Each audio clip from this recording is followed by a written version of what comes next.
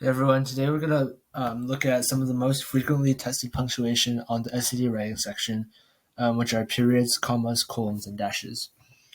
But just for a quick review, so a period is used for complete sentences.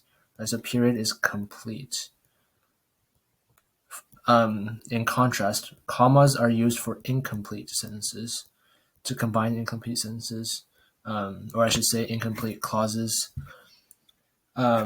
Colons are used either to introduce a list or for emphasis, right? So sometimes at the end of a sentence, there's like a word or a phrase that the authors really want to emphasize.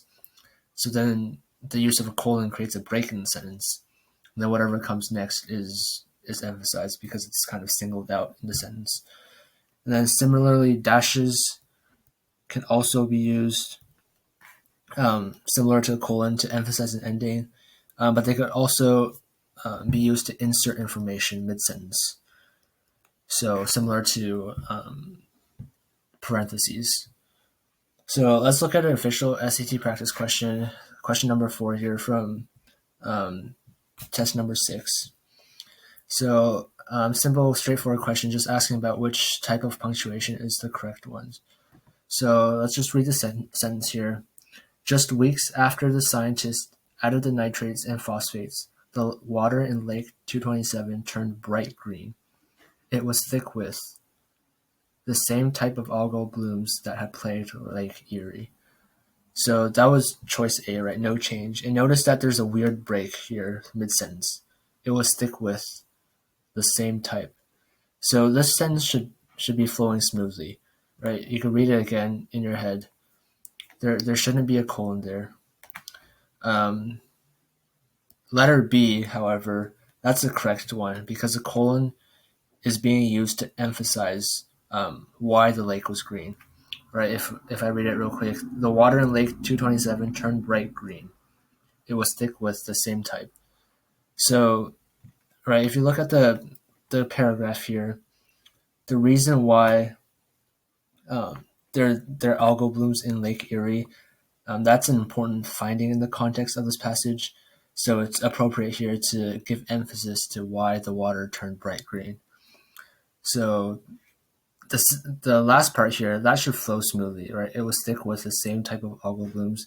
So that's why the colon here was incorrect. But if you put the colon here, it's correct because the entire section here can be emphasized. So just to go through all the answer choices, for C, right, same as A, there's a weird break here. It was thick with the same type. So that should be a smooth sentence. There shouldn't be a break there. And then for letter D, the lake turned bright green. It was thick with. So this is similar to B in that there's supposed to be a break in that part of the sentence, but the issue here is that a comma is used. And remember, commas are used to combine incomplete clauses, whereas it was thick with, that's the beginning of a complete sentence. Right, so pay attention to whether or not the two parts of the sentence are complete or incomplete, and that can tell you whether or not you should be using a comma. So I hope this is a good review for basic punctuation types. It's always good to review these and very important to do practice questions, which can help you better understand them rather than just trying to memorize the grammar rules. So like with many types of questions on the SAT writing section, reading aloud in your head to see which one flows best can definitely be a great trick. So I hope this was helpful. Keep up the great work studying.